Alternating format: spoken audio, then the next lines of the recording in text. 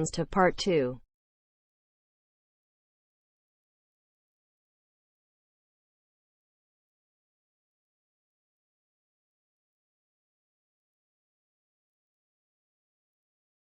You are going to hear a guide named Matt who is introducing their trip in Wildlife Haven. Now you have some time to look at questions 11 to 15.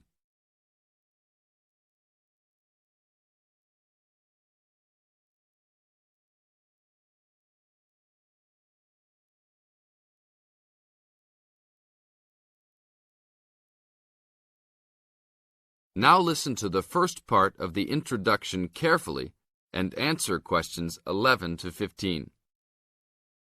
Well, good morning, everybody. My name's Matt, and I'm one of the 3 guides here at Wildlife Haven. Our job is to make sure that you all have a great time here with us and go home feeling happy and relaxed. As you can see, we're away from the city in a remote area between a national park and the sea. To encourage you to relax, there are no radios or TVs, and the only phones and newspapers are in the office. So, if peace and quiet is what you've come for, this is the place to be.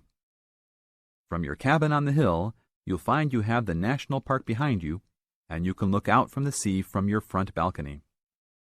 Your luggage will be unloaded from the bus and taken to your rooms in a few minutes. Once you have picked up your key at reception, please locate your room and check that all your luggage has arrived. The daily program here at Wildlife Haven is flexible and only as demanding as you want it to be. You should each have a brochure setting out the facilities and various walking tracks you can take. And on the bus, you are given a green sheet setting out a number of group tours in the coming week. If you want to join any tour, just write your name and room number on the relevant sheet along the wall here. Tomorrow, there is a Beachcombers and Rock Hoppers tour exploring marine life in the rock pools along the beach. Or, if you'd prefer to go inland, there's a guided forest walk that takes you off the walking tracks. If you want to catch some lunch, you could join the beach fishing expedition.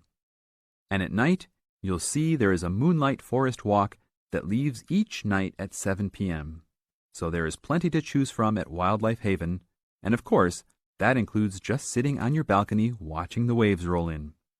But I would recommend my favorite tour, the Waterfall Walk. This departs at sundown each day and also provides the opportunity to have a moonlight swim. Now you have some time to look at questions 16 to 20.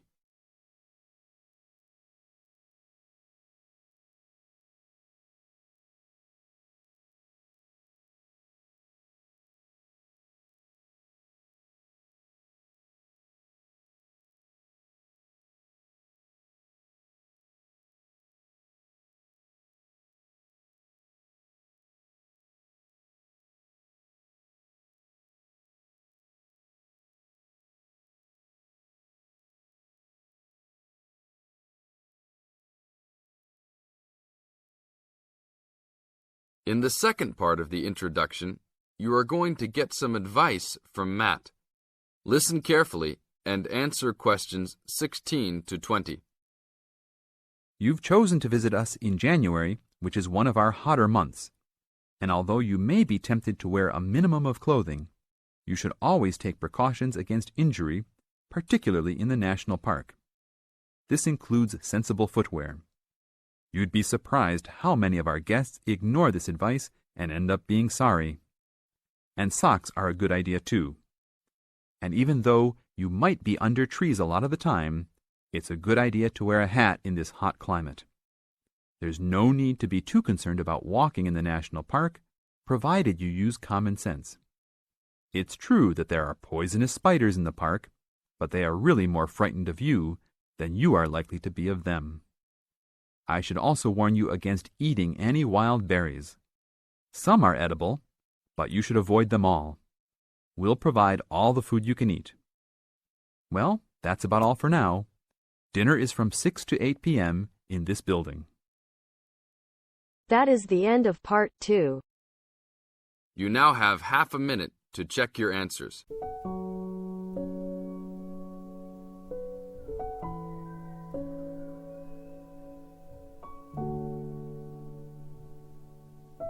Hi,